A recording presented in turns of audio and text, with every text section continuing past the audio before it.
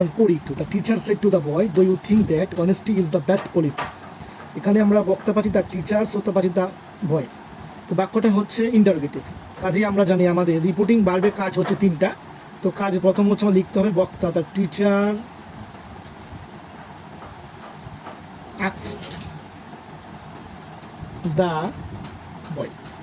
আমরা জানি রিপোর্টের স্পিচ অংশে কমা তুলতে বসবে ইফ, বিকজ শুরু হয়েছে অক্সিলারি ভার্ব দিয়া। ইফ ইউ ধরবে এসে দি বয় মানে হি, তো থিং হবে thought that honesty is the best policy।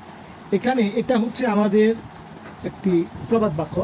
প্রবাদ বাক্যের টেন্সে পরিবর্তন ঘটনা বিধায় এখানে আমরা ইজ কি গেছি, অন্যদের আমরা ইজকে ওয়াজ করতাম। The boy said yes sir I think so. তো যেহেতু প্রথমে শিক্ষক প্রশ্ন করছে, তো বালক উত্তর দিয়েছে, এখানে হবে দ্য বয়